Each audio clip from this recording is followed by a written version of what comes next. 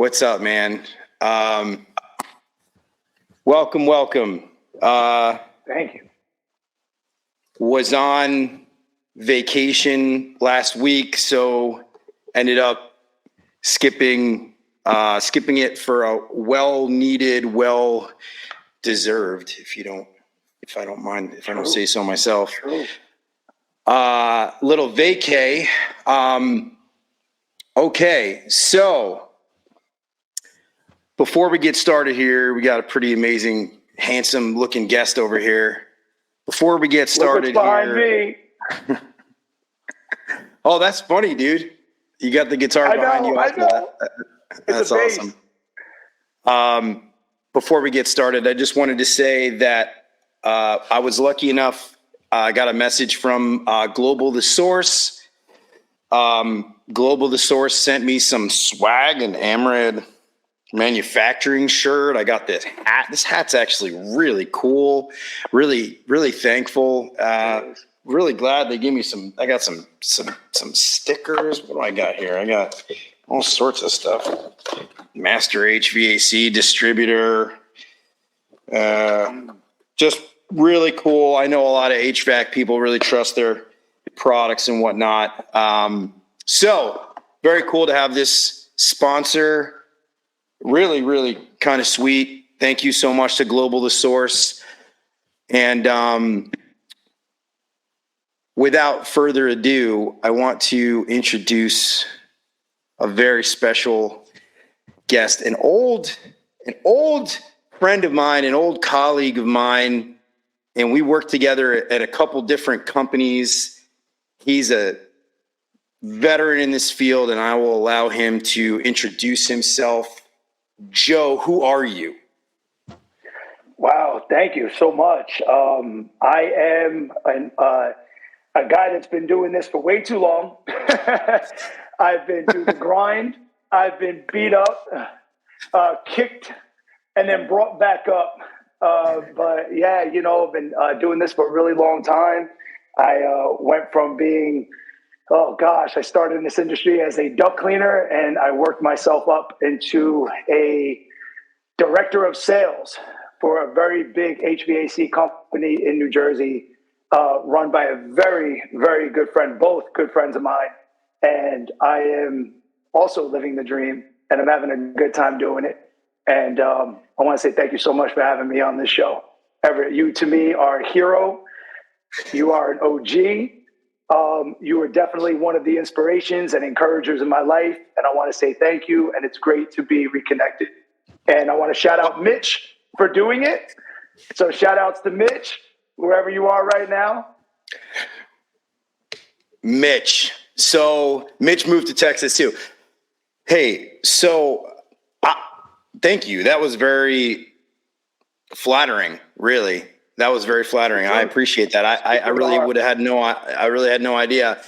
So Joe and I worked together a couple different outfits, and we had sort of different roles and kind of the same roles. And we, this industry is, it's, how do we say this? I think I spoke to somebody today, and the best way to describe, it's like a transient community, right? Like where you have people, they work at one outfit and then they go to another outfit and they know the guy. Oh, I know the service manager over there. And then, I know the sales manager over there. And, so you kind of, and then all of a sudden, it's like, somebody else said to me, it's like incestuous. It's incestuous. It's the biggest, smallest industry. Yeah. And I got one question for you. Did you install that ductless mini split behind you? Of course I did. Why? I hope it works to your standards. Is it good to your standards? Is it all right? It looks good. What kind of everything in this house? What kind of guitar is that you have behind you right there? That's a cool looking guitar. That's an episode bass. Yeah, man. That's a bass. You got a guitar. I play bass. So maybe one day we can get together. We'll just jam. We'll actually forget the podcast. We'll just jam out. Just jam. Yeah. Yeah. We'll just plug in and go live that way. Dude, and you got a record back there? Is that a special record or is it just like a record for show? So no, my mom used to go garage sailing all the time, right? And she found these huge records. These are from, I don't know, I think there was a DJ, an old school DJ, and they came from him, and they came from a radio station. They're pretty Oh, cool. It's a wow. big Police record and a Bruce Springsteen record. So they're massive. And then if I turned it around, I have record players, and I have a huge vinyl collection. That's one of my things that I grew up doing. I mean, I've been spinning records since the early 90s. So yeah, yeah. So what I didn't know you spin. What kind of like house? What'd you do? No, it's all kind of 90s hip hop. I'm older in the game, so I grew up on, all the stuff that people love now, Wu-Tang, Gangstar, I'm a big MF Doom fan, I don't know. So I spin records. That's what I like to do. That's my, decompression. After a really long day, I like to come home, maybe spin, some vinyl and just kind of hang out, have a beer, and, just listen to the old crackling of some records, man. It's a cool Wow. thing. I didn't even know that about you. That's pretty cool. Did you ever go out and like play gigs and stuff like that and spin on gigs? So in 99, early 2000s, up until about 2003, we were running open mics, and we had a lot of underground kind of famous rappers like Immortal Technique was on there. And, we had a lot of other guys you might not know, but I would spin at those events and I would host those events. So we did all of our own promotion, and it started from my house. So my wife used to work at night, and I really couldn't go out. So what we would do is bring the party to my house. And if I couldn't go out, I'd be damned, right? So we bring the party there, and that's where it started. We had guys that were on the Fuji album, stuff like that. It was really, really cool. But a radio station came by and interviewed us while we were there. And it was about 110 heads that came through one night, and the cops came and shut it down. This was At in your Elizabeth house? at my house, yeah. And so guys would come. We lived on a corner above a flower shop. So people would actually come by. If they couldn't get in because it was so packed, they would actually listen on the corner. We would open the windows, and they would listen on the corner to what was going on in the house. And eventually that became kind of crazy, and the cops came and shut it down. And we looked for a spot. We went to Roselle, New Jersey. We found a spot, and it was in a bowling alley, and they allowed us to do it. So we did it then. And Wait a minute. Until about maybe 2003. That was it. Are you talking about next to the Cove? Like there was the Cove, We did it at and the then Cove. No. We did them at the Cove. You know the Cove? wow. We called it Mike Mechanics. That was us. Do you know about that? Yeah, so I know you play bass and you spin records. Obviously, I play music. So The Cove. back in the day, the Cove was for underground punk and like hardcore show ska, and we would. That's what I was going for. I never went to the shows for like spin the DJs and stuff like that. But that was Tony Doney just said, "See you Friday, Joey." Yeah, I love Tony Doney. That's my man. Yeah, when are you coming by, bro? Tony, we work with Tony at the at SP, bro. Professionals. SP, yeah. So I love Tony, man. Tony's a riot. He's one of those guys where, we teach our guys to have fun with the customer. And he's got that on lock. He just has fun with everybody he runs into. So, it was funny because I actually passed him on the road the other day. Now, I have this really little small, like, van truck, if you want to call it. You know what it is, what the sales guys run in. One of those little, I don't know, what is it called? I don't know. It looks like a little transits, like a little transit, right? It's a go-kart at the end of the day. And I roll up next to Tony Doney, and, I look at him, and I was like, yo, where are you coming through? When are you coming by, man? Like, stop BSing. And he looks at me, and he goes, nice go-kart. So Tony is that dude. And then he sent me an emoji of Luigi riding a go-kart, which I think I kind of look like Luigi. So it's Luigi riding a go-kart. So shout out to you, Tony Doney. You're a riot. You don't look anything like Luigi, but I mean, hey, Tony, like Tony's got a great personality. As a rep in a house, like I would want Tony in the house. He's 100%. Just like that guy. Like he can have a conversation with anybody, make you feel comfortable. Yeah, very cool. Very, very cool. I also worked with him at another company too. So yeah, I know him from a very long time ago. And I still have the flashlight you gave me, bro. If you remember that. He gave me a cool flashlight. The one I gave you? No, Tony. No, Oh, Tony gave me a flashlight. I'll never forget it. He reached, I go, do you have anything for me? I don't know why I asked him for something. And he reached into his drawer and pulled out this cool flashlight. And he was like, here, man, that's for you. And I still have it to this day. That's how I know. That's how I remember Tony doing. How long ago was that? Oh, God, that was probably about 10. It was 2013. So 11 years ago. Yeah. It's been a long time, man. I mean, yeah, gosh, 15 years. You've been in it longer than I have. Hey, let me ask you a question. So how many years are you in now? Like 20, it's jail. 20. Yeah. Oh my. How long is your like bid, it's man? jail. How long you been in HVAC jail for, bro? Service business jail, bro. Yeah, right. It is a jail though, but it's a fun jail. It's a jail that I like to be in. It's 20 years this November. Wow. I know, right? It's crazy. 20 years. That's amazing, dude. And it's been good to me, man. Oh, yeah, 100%. It's been good. It's a great field.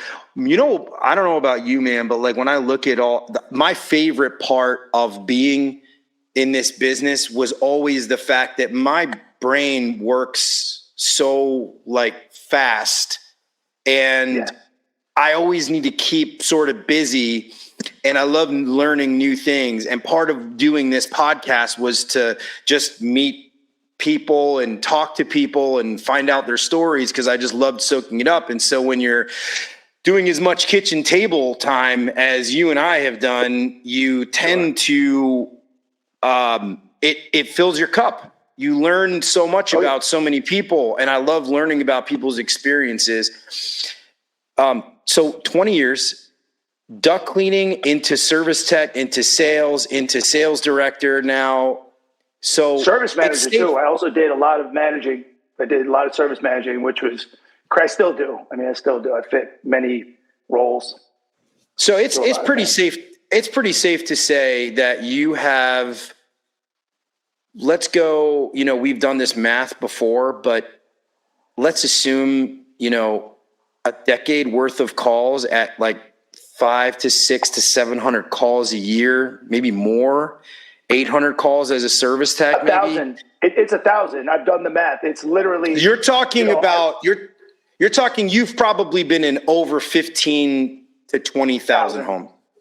100%. Yeah, easy. All right, this excites me because you've listened to the podcast, and we've had a lot of listeners, and I've got people that message me, and they're like, and I think that the guests that come on, I meet people that have like a story or two. But the people that come on need to have an arsenal, right? Need to have an because then you could just, it's like, unless you've got like a couple of really long stories. But my point is, I'm so excited about this. I would love to hear like your like craziest, your saddest. Like I need to hear the top 10. I need to hear it. Oh God, I don't know if I give you a top 10. I can give you a few. I got one. I was at this house one time, and all right. So you got to start with. So I was in this house. And it was one of those. It was one of those late night. A lot of these are late night. I don't know what it is, but they say the freaks come out at night. So, whenever you do sales or technical work or whatever it is, you're out late, right? So most of these are out. Most of these calls are when it's nighttime. So I was at this house, and I walk in, and the guy has no heat, pretty much, right? It's like 40 degrees in the guy's house. It's freezing. And we go through the house, and the guy's talking to me about all kinds of different stuff, and we're just kind of kicking it, just kind of building a rapport and some, and just having a good time with him. Anyway, the guy felt like he really, really had to help me out with the job. I don't know what it is. He just wanted to be with me every single step of the way, which was cool. I kind of invited him to do that. A hoverer. 'Cause I like to have a good time. A hoverer. Yeah. Oh, big time hoverer. But I like those guys because, we spend so much time in the truck that, by ourselves, that sometimes it's really cool. Like you said, we're blessed to be able to know the customer and learn about the customer. And, we get a lot of wisdom and knowledge from these type of people. But anyway, so he's following me around, and we're just kind of talking and everything. So he's telling me about, the furnace, and we're trying to kind of sell him a new furnace. And, we're talking about the AC a little bit, how it doesn't really heat or cool upstairs. So he goes upstairs. We now go into the attic, and the guy, there's no floor in the attic at all. So you literally have to go, beam to beam, step on the beams, not in between, right? So we get in there, and we're stepping on the beams, and I always like to kind of give people a freebie a little bit if I can. If somebody asks me some questions, I'll kind of give them a freebie, or ask me to do something, maybe I'll do it. This guy asked me to reattach one of his vents onto the ductwork, right? Because he wasn't getting any air in that room. So, I love to do nice things for people. So I say, yeah, you know what, I'll do that. So he walks on the beams, and now he's walking behind me. And I'm like, this guy is crazy for doing this, So anyway, we're in between the beams. I'm telling the guy, I'm like, you really don't want to do this. You really, God forbid you fall to the floor. God forbid you step on the wrong thing. It's not going to be good, right? So so now we're sitting there. So he doesn't listen to me. He goes all the way to the end of the other side of the attic, where now you have to be a contortionist to get to it, right? So I'm hanging on the beams. I'm stepping over the floor joist, and he takes it upon himself to kind of help me with the vent, right? So he goes to help me on the vent. And I said, listen, this is not really a safe spot, to be in. Just really be careful. So he goes, no, you know what I mean? I've been up here before. And as he's saying that, he literally slips. And when he slips and goes through the floor. But his legs are in the scissor position, and he totally bangs his nuts. Like totally, to where like his whole body weight just went in the beam, and it would have been better for him to just fall through the floor. It would have been a whole lot better for him to do that. So when he bangs his nuts, right, like he totally looks at me, right, and we like lock eyes now. Now we're like staring at each other, and I gave him all the fair warnings, right? I told him that, this might happen. So when he does it, he like looks at me and like speaks in like a girl voice, like totally a cartoon, like a Home Alone type situation, right? Guy's looking at me, and he's like, making those kind of noises. And I don't know what to do, because he's like not going anywhere. So like, I don't know if I should talk to him, like off the beam. Like, should I get his wife? You know what I mean? So I'm like, and I don't want to tell him I told you so. Like, that's the wrong thing to do, right? So I take him, I take him by his hand, and I kind of just, pull him up. And now it's a long walk back, right? Some of these attics, right? They're long. So I had to walk him back. It seemed like eternity. I finally walk him back. We get downstairs, and lo and behold, we didn't sell anything because his wife had to bring him to the emergency room. His wife comes out, he's totally distorted. And yeah, he's like, listen, the wife's like, I got to bring him to the emergency room, and he was in really bad shape, but I hope he can have kids after this. You know what I mean? Did you ever talk to him again? Did you know what happened to him? No, I never talked to him again. He actually called the company and blamed me for it. Is what he did. He called the company, and he said that I told him to come over there and help me. The guy wanted his money back for coming out, and it was because it was like a service call. It wasn't a sales call yet. And the guy actually wound up calling back and wound up wanting his money back, and he was totally pissed. He flipped. Like, it went from me helping this guy, like kind of like a soldier on the battlefield, right, to I can't believe your guy told me to go help him. That's what happens, and that was a crazy one. That happened to me probably about 4 years ago. It was just funny when he hit, because he looked at me and just would not stop looking at me, and I didn't know what to say to the guy. I'm just like, I kind of told you so. He should have done that. So it's kind of crazy. Like that. Yeah. Dude, that is crazy.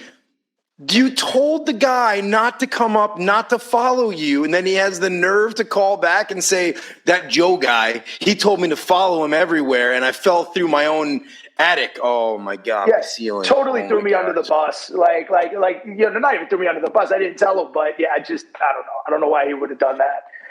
Hey, we got a good comment. We got a good comment here from another old coworker of mine, Mr. Ron Bartle, fisherman extraordinaire, and he says, "Welcome to New Jersey."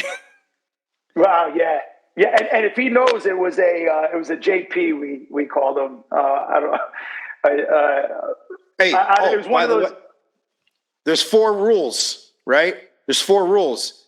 And one of those rules is if you're offended, you're the problem. So you say whatever you want. This is free form. Well, it was a Jay Patel. You know what I mean? It was a Jay Patel. You know, it was one of those. I love Indians. My favorite food to eat is Indian food. You know what I mean? I love the Yeah. culture and everything. But Well, we got to be you know, able to when you make go fun of to each their other. homes- As a society, Exactly. we have to be able to make fun of each other. In general, if we can't make fun of each other, like, what are we doing? Like, part of the reason my stand-up comedies, has suffered so bad is because everybody's offended about everything, right? So it's like, let's just understand, like, we all have our differences, and that's actually cool. We have differences. It's fine. It's fine to have differences, and we can make fun of them, right? Okay, I'm obnoxious and loud and whatever. Come on, let's be real here, okay? Yeah. Oh no.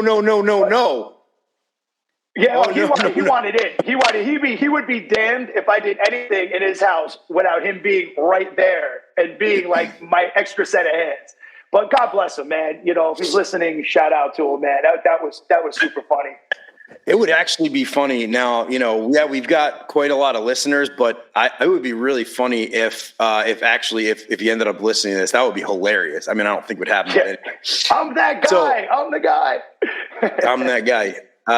Hey, so tell me, what's like? Okay, so that's like one of the craziest things that's ever happened to you, right? Like, but no, I got a couple more, but. Oh, okay. Well, yeah, let's hear it. No, that was not the craziest. No, I just wanted to, it's like a quick little intro. You know, there's a couple other crazy ones, but go ahead. Well, that's the point of this. Hey, Joe, let me just explain to you. The point of this podcast is for you to tell these crazy stories. Let's hear it. Come on, let's go. You got a whole audience here listening, trying to, all right, here's another one. Again, a lot of these are kind of similar, but these are the ones that stick out in my head. I mean, there's a lot of other ones where, they're sad. I mean, listen, I've gone to people's houses and, they've had all kinds of illnesses and, my heart really goes out to people. I mean, I've prayed with people, you know what I mean? I've taken people by the hands and, can I pray for you type of thing?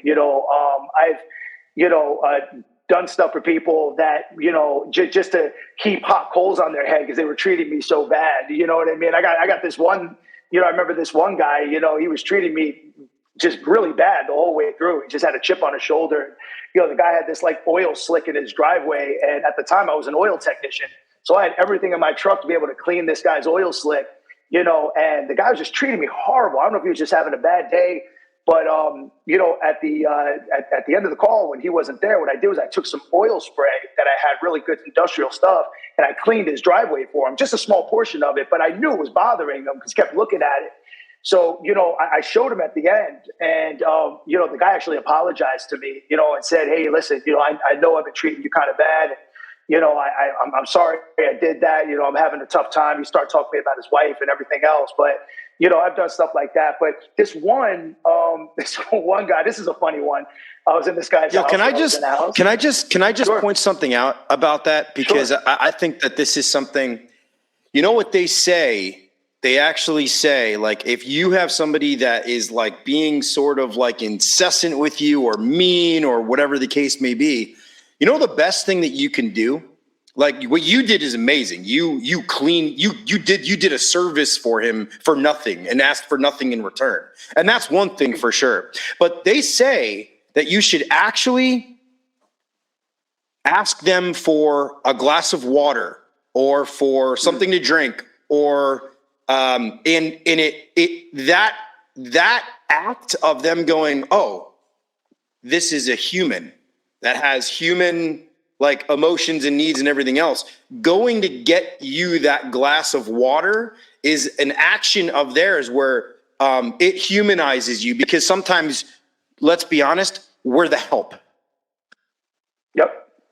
We're the help. Mm-hmm. Right? We're the servant. Sure. We're the servant. Yep. Oh, you're here to provide me with a service and I don't have time for you. And you are, you're just the help. And so that little bit will humanize you. And that guy in that moment, yep, when you 100%. did that for him, that changed. I bet you that changed the way that he thinks about people in general. Yeah, it definitely messed them up. I mean, and it's funny because at that time, I was reading one of the books of the Bible, it's Proverbs. And, it's when somebody does something bad to you, when you do something nice, it's like heaping hot coals on their head, and that was the proverb. So I exercised that proverb. And when it worked the way it did, I was just like, wow, that's amazing. So just one of those life lessons. I think that one of the things we're blessed with is to be able to get these life lessons from a lot of different people. Get 15, 20,000 service calls. If you don't learn something from the people that you're with, then you're just blind.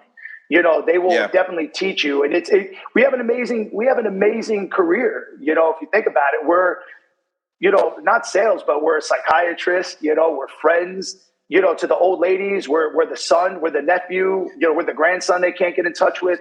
So I've had people, really open up to me. And I think that, that's what has made me wise over the years. I interrupted you before. You were in the middle of trying to say something. I apologize, Gad. No, go ahead. I don't know what I was going to say. Yeah. I was going to go into another story. Yeah. Let's do it. Yeah. I want to hear what's going on. So here's a funny one. Here's one, right? Make you laugh. So I was an oil tech again, right? To kind of segue off of that for a really long time. That was over at the one company, right, that me and you worked for a really long time. That you used to kill it. By the way, just so I don't know, does your audience know how good you really are? I don't know. I know you don't really speak about yourself much, but you've won awards. I mean, you are definitely, like I said, like an OG, somebody that I always look up to. So, and at this particular company, you had a plaque on the wall.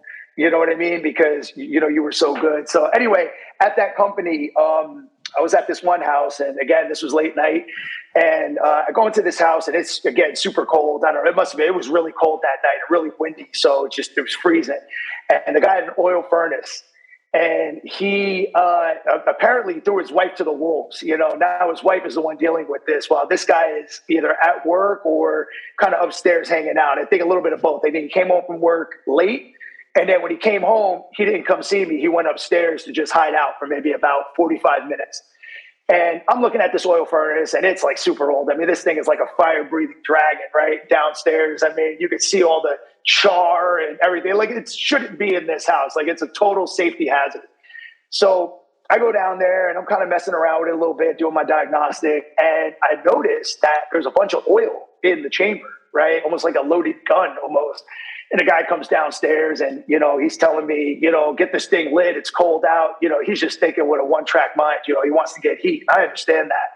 So, he says, hey, well, press that red button right there to ignite it. You just press it. I'm like, I'm not pressing that red button. I'm like, you have tons of oil in the chamber. And he goes, no. He goes, and I was young at the time, right? So he looked at me with this young face, and he's like, let me show you how it's done. So the guy pushes me to the side, literally pushes me, right? So I get kind of shoved to the side, and he goes in, and he goes, let me show you how to ignite this. He ignited it, and when he did, the damper blew off the flue pipe where the chimney is, and fire literally came out of it and burned his face, right? So I'm like, oh my, I've never seen nothing like this. Like, it literally looked like somebody took a blowtorch to him. And I'm like, oh man, yeah. I'm like, this is bad, right? So he's grabbing his face. He's screaming now. This guy's screaming in agony. And oh, my God. Like, I don't mean to laugh. Right? Oh, my God. Oh, my God. I'm like, oh, man, and I'm like, dude, are you okay? Are you okay? And he covers his face, and he runs upstairs. And, all I could think of in my head is old school wrestling when, like, I think it was Macho Man kicked in the door, and Hulk Hogan and Elizabeth were in there, and somebody remember that? He threw fire at like Hulk Hogan or Macho Man's face. You know what I mean? That's all I could think about. So I'm just like, oh my God, this is bad, right? So he runs upstairs, and he grabs his wife, and now he runs into the bathroom, right? And now it's me and his wife standing outside of the bathroom, and I'm like, oh my God, like, is this guy okay? Is he all right? I'm thinking this guy's face is like half melted. So he goes into the bathroom. Oh, God. So he goes into the bathroom, right, for about 10 minutes. And he comes outside, right? And he literally has one eyebrow. So it burned his eyebrow off, completely singed off his face, right? And this is like kind of one of those, like, dark Italian, you know what I mean? Like, his facial hair is very predominant on his face, you know what I mean? So he comes out, he has one eyebrow, and I'm really trying hard to keep it together here. I mean, I was really trying hard. And, I looked at him and I'm like, are you okay? And he just was like, he covers his face and he goes, I just want you to leave. It's what he said. He goes, I just want you to leave. And he's totally embarrassed. His wife is looking at me. I wound up just leaving. There was nothing more I could do, and yeah, that was a kind of a funny story. That one there. It's kind of a quick one, but yeah, to see the guy with one eyebrow, especially after I told him, after I said, all right, you do what you want to do. But sometimes the customers are very, very persistent, and sometimes these things are what happens. So was he, other than the eyebrow, was his face was he scarred or anything like that? Was he? No. Wow. No, literally just burned his eyebrow off. God said, hey, for your pride, you lose an eyebrow. That's it. Eyebrow for an eyebrow, tooth for a tooth.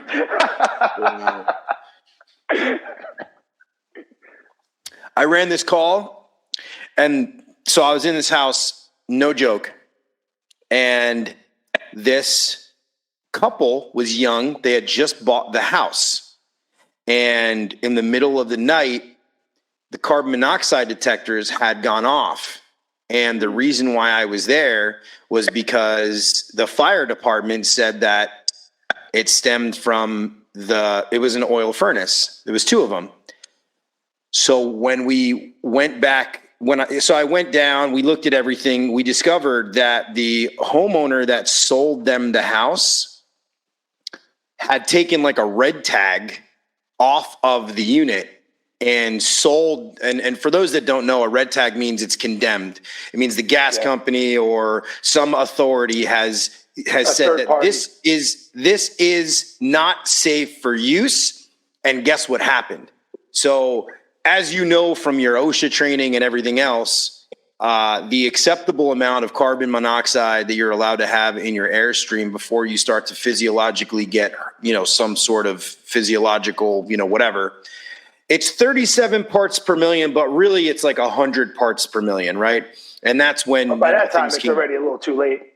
Yeah, well, that's when your carbon monoxide detectors are going to go off, is at 100 parts per million. So this house, and when I tell you this, it's going to 2,000 parts per million in the airstream. They had both fallen asleep, and they were on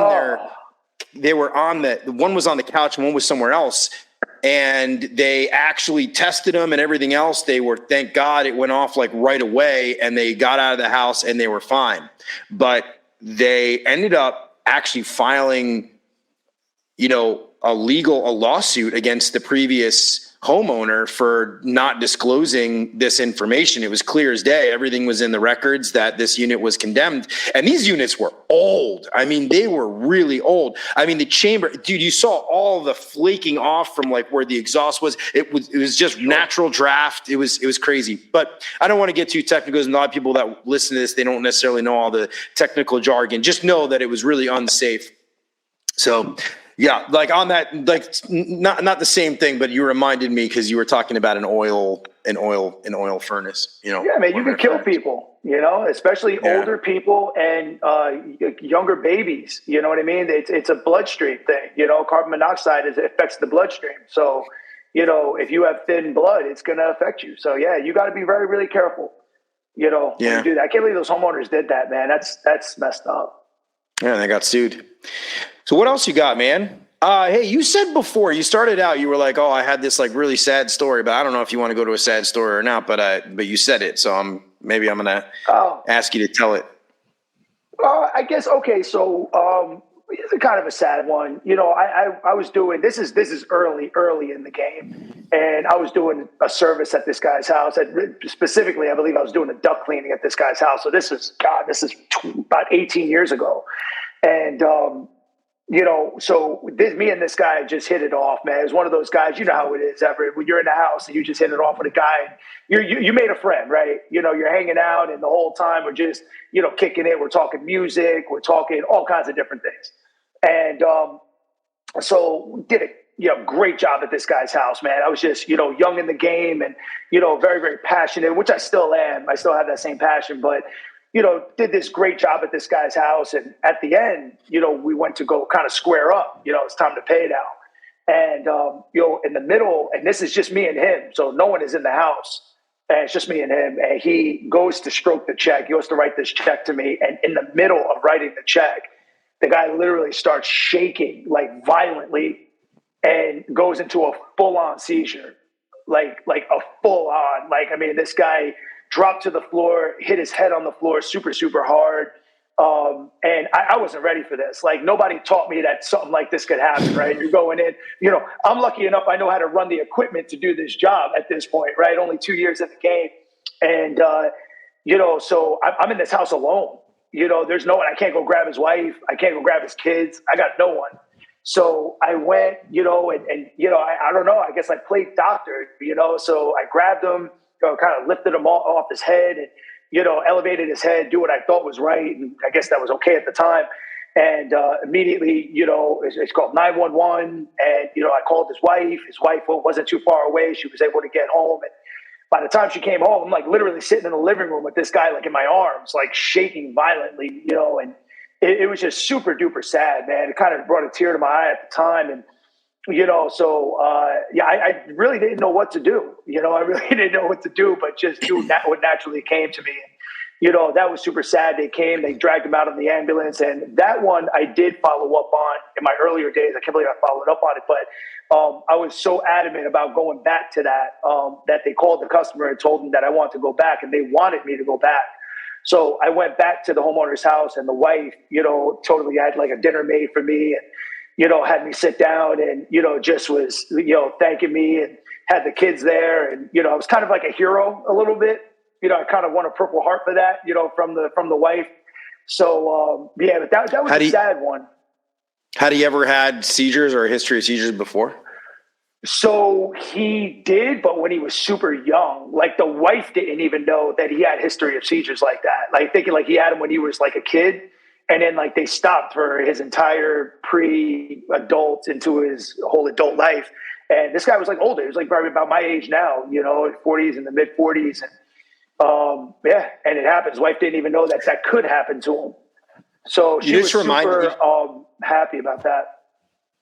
It just reminded me of something. I had a customer that was deaf, and she had gotten the implant thing that you could hear. And Sure. you know what I'm talking about? Like it, so basically she was no longer deaf. Now, when she was a kid, she could hear, and then she lost her hearing. And this was a house, it was down the shore somewhere. Really nice woman, old house, ductless mini split type of situation. And I remember asking her, I'm like, so how is life now that you have the you can hear? How amazing is that? And she was like, truthfully, at night I turn it off because she don't want to hear. Wow. It's like she liked being the silence. She was like it was too much for her. She enjoyed being deaf at times where she just wanted to chill. And she joked about not wanting to listen to her husband and not wanting to listen to other people and not wanting to hear the phone ring and not wanting to hear anything. And so you had your own solace. So she's like, I want to be deaf now. Boop, turn it off. So check this out. It's funny you say that. This reminds me. So I wear contacts. I got really bad eyesight. So if I don't want to see for whatever reason, maybe I just don't want to see, right? I just don't want to see reality, right? I take my contacts off and I'm able to just kind of go into a different type of a mode. So sometimes those ailments could be superpowers a little bit when you can turn them off. Yeah, I get like that sometimes too, because I'm like, I want to see the world like the way that I like should see the world. I don't know how to describe it. It's like I know what you're talking about though, because I wear contact lenses too, and I do the same thing. So if you were in front of a crowd, let's say in front of a huge crowd, and you want to just talk and not have to really kind of look at everyone or look at everyone's eyes, right? Yeah. Take your contacts off. It's like a cheat code a little bit. Yeah, let's take them off. Why not? Yeah, this woman wanted to be deaf. Have you? So, all right. So, let me ask you this, and I've asked this on every episode. I've asked this. Okay. What is the most life-changing, life-altering sort of call that you've ever run? Something that lives with you today. Okay, so the problem is that I'm going to say it, right? But anyone else listening is gonna be like, that's corny. It's corny, but sometimes it's the small little corny things that really resonate in your head, right? So the one that I have was I went to this homeowner's house. I was in this house. I was in this house, and I went in. This was probably maybe 6-7 years in the game. All right. So I kind of was just like a young kind of whippersnapper, right? You're out there trying to make money, you're turning your nose to the grindstone, you just want to win it, right? You want to get that bag, right? Or whatever they say now. I'm in there and, I found a crack in this lady's heat exchanger, right? And it was pretty bad. Like, cracking the heat exchanger, to everyone listening, would be, the firebox is totally cracked on the inside of the furnace and it leaks carbon monoxide. Your furnace is done. Your furnace is done. It's an unsafe condition that your furnace is done. Yeah. Yep. Your appliance is finished, right? So I go there and I find this crack and I, immediately run up the stairs. I mean, I'm like a kid in a candy store, right? So I run upstairs and I'm like, Cindy, I think her name was. And I'm like, Cindy, I got to show you something downstairs. I got to bring you downstairs. I got to show you what I found. And, quickly I brought her downstairs and I grabbed my camera and I shove it in the furnace and I'm kind of showing her the crack and showing her why she should replace her furnace and telling her, it needs to be replaced ASAP. It's a safety hazard, all these scare tactics and everything. And the lady, Cindy, we'll call her, I'm pretty sure that was her name. Cindy goes to me, she goes, can I just kind of pump the brakes on this a little bit? Can I just have a talk with you? And I said, yeah, sure. What do you want to talk about? And she says, listen, she goes, I get it. She goes, I know my furnace is unsafe. I'm going to replace my furnace, whether it's with you, whether it's with anyone else, it's going to happen. She goes, but have you ever heard of empathy? She says to me. And I said, at the time I heard of, not to get too technical, enthalpy, right? All these other weird, things. And I was like, empathy, what are you talking about? So that's how, green I was in the game. I knew how to fix a furnace, but I didn't know how to really talk to a customer that way. So anyway, she goes, what empathy is to put yourself into somebody's shoes. She goes, now I want you to put yourself in my shoes, right? I'm going to have to replace this. It's going to be thousands and thousands of dollars. And you have a smile on your face ear to ear. She goes, now, I don't know if you get some kind of a commission on this or a kickback. She goes, but I know that, whatever you found, you're happy to see. She goes, and, I'm a sales manager. I lead sales.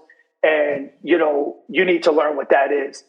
And that, for me, was life-changing. Now, again, I know it's kind of corny. I know it's not probably what you were thinking I was going to say, but. Dude, that is not corny. We need to pause. One of my promises for this forum, okay? Because I love all of my fellow podcasters out there, and I love this industry. Everything that's out there right now that's for the benefit of a contractor, fine. Benefit of a company, fine. I'm fine with that, right? This forum is not that. This is not a business building a podcast. This is a forum so we can tell our tales of this exactly what you just said right there. This, my friend, gets me so fired up. I'm like boiling under the surface. And you know why? Because what you are saying is every single person needs to hear that story right there. That is not a cheesy story. That is, in fact, every single service technician, every sales rep, everybody who customer faces with somebody today needs to hear what you just said. What happened was that you worked for an organization that obviously you won, listen, it's a business, right? You're paid to provide a service. And here you found a catastrophic failure and now you've got, oh my gosh, I've got this big opportunity, right? And this woman said, you need to learn empathy. And in that moment, you changed. And every single person, if you're a service technician, sales rep, I don't care who you are, you need to understand that we are dealing with people. And the better you deal with people, the more likely the success that you are going to have is going to be, because the byproduct of being amazing and having empathy and doing all of these things, the byproduct of that is then the success, is then the sale, is then the gaining agreements and becoming a decision enabler for somebody who's in a tight spot. That, my friend, is sales. That is service. That is dude. And the problem is that we put everything else first. It's all this other nonsense first, because you're trying to achieve whatever metric you're trying to achieve, or you're trying to create business. This gets me so hot and bothered. And I'm so happy that you told this story, because I would guarantee you that over the years, your empathy, your understanding, and your compassion, whatever you want to say, for that customer has created more success for you than any sort of big smile on your face because you've got now a situation. Yep. Because when the intentionality is that the customer, that the money and the greed and all that other stuff comes first, then that, my friend, is when you have lost. You have lost. And since this is like episode 10, 11, something like that, that is the single best, most impactful story that has been told. Don't get me wrong. There's been some amazing customer stories. Sure, that absolutely. Right there is the most impactful. You know, and not only did she realize she changed my life, because that day when I walked out, like most guys, right, with the ego would walk out like, man, F this B, right? You know, I don't care what she said. You know, a lot of guys with ego. I walked out and it was a paradigm shift for me.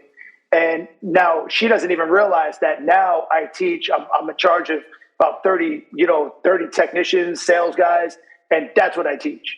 I teach empathy. We teach care, to put yourself in the homeowner's shoes. And, when you can do that and you can let them know exactly how they're feeling, then you can build a relationship and build that trust and value and create some urgency. But until you're able to achieve that, you can't do that. So that for me was a paradigm shift. So yeah, that was one. I don't know just why it resonates with me. I mean, I tell everyone that story, but that was it. That's the one that lingers in my head. That's awesome. I didn't mean to get fired up. It's just it's a very passionate. Man, that's great. And you know what? And you said it before. You kind of said it before too. It was like, it's not like I'm coming to this on my high soapbox, my high horse, and I haven't been there and I haven't done it. Like you said, I had like a plaque on the wall. Like I understand, customers. I understand getting customers. I understand sales. I understand all these things, right? So, all right. Wow. What else you got there? What else you got there, Joe? Yeah. Joe, I got to tell you, this whole time, this whole podcast, I've never gotten fired up like that. Like I'm glad you told that story, bro. Anyway, good. Move on. What else you got in the bag of tricks? There? I don't know. Other than that, man, it's just, your classic weirdos, your classic weirdos that you run into, What's the weirdest thing you've ever seen inside of somebody's house? The weirdest thing I ever seen, I seen like a whole kind of, like a satanic room, like, a guy that like literally worshiped the devil. So, he had, it was this, it was in the basement. It was literally right by the furnace. And, I probably shouldn't have stuck my head in. It was kind of like this blacked off, with curtain deal. And, being a little bit curious, which I shouldn't have been, kind of peeked in between the curtains. And, sure enough, I mean, this guy had everything that you can have to worship the devil, and the crazy thing is once I saw that, I go upstairs and, the guy has all these like books about, Satan worshiping and, sacrificing and all this other stuff. And I see like this like fire pit in the backyard with like these like weird stones and, But the crazy thing is that this guy was like a normal dude. He didn't look like, Pantera, I mean, this guy looked, you know what I mean? Like Anton LaVey or something. The guy looked like a normal guy, you'd never know it. But Wow. that was one of the weirdest, things that I think I've seen. Did it weird you out though? Like, because you're Christian, obviously, like you're a God-fearing man. Did it weird you out? Does it make you like say like, I don't really want to service this guy? Like, I don't. Well, no, not at all. I really, my heart went out to him is really what happened. I kind of, and I took a little bit more time just to kind of hang out with him. And, I said, if, this, I might be the only Bible this guy ever reads. Right. So the last thing I want to do is come running out of the house. Like, I saw something. So, I really treated him with love, and I just wanted to show him that love and kindness from the opposite side. I mean, it's, Dude, I don't judge people like that. I believe he just needed that love. You know what, man? See, another lesson right there. It's like, well, you got somebody who's worshiping Satan. I'm just going to kill him with love and kindness. Yeah. Let him know God loves him. Yeah. Hey, man, I know you worship Satan, all right, but God loves you. I love you. I still love you, dude. That's crazy.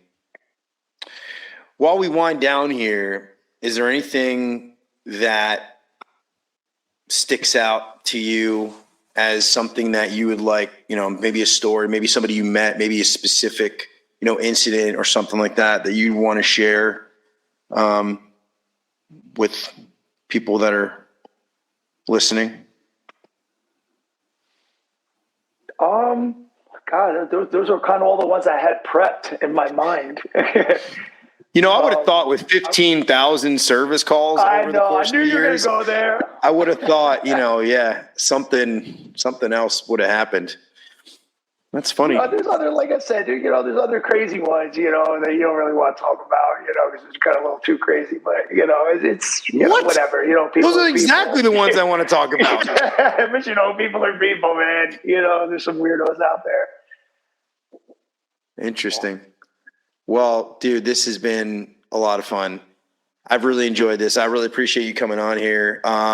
So before we go, Joe, tell everybody who you work for, how they can reach you. Oh, yeah. Unfortunately, I don't have any social media. I've always stayed kind of anti-social media. I think I had a MySpace account for like a day. But I work for Guaranteed Service. We are out of New Jersey, out of Manasquan. We got a beautiful organization. Helmy and Adam run it. Helmy Everett, and Helmy is an amazing dude, man. He's a mentor. One of the guys that truly believed in me. He's one of those guys that believe in you when you might not believe in yourself fully. And I think that's one of the things that the world lacks is encouragement. People encouraging other people because. I'm one of those guys, when I get encouraged, you're going to get the best out of me. And Helmy does that. And, for him, do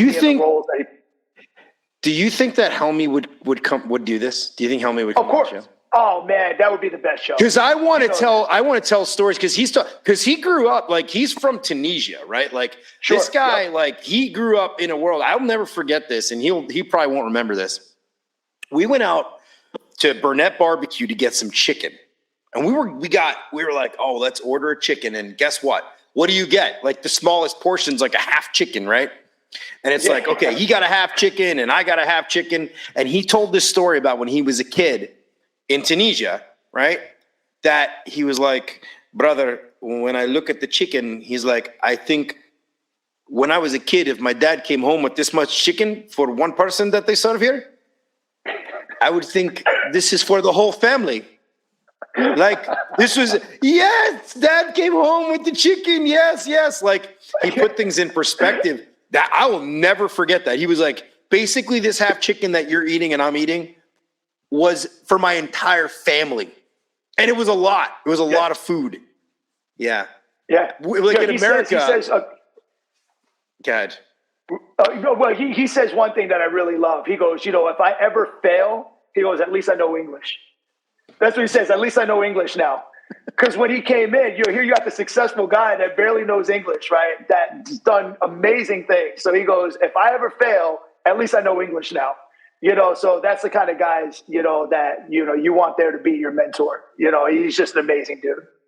He's been successful at basically everything he's done. So I'm actually, I remember when he was in the beginning phases of trying to get the company underway. And then now I've been in Texas for like 4.5, 5 years. And I called him, or he called me and he was like, I was out of the blue and his phone number is the same. So, and he told me, he said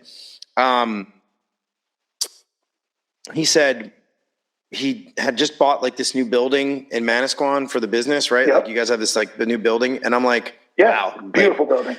Like not only did he start and from scratch, basically him, and I don't know if Adam's still his partner or whatever, but I'm just saying like it's pretty wild. I mean, most people aren't going to know who he is, but you know what? I'll have him on the show. You'll talk to him and everybody will know who he is.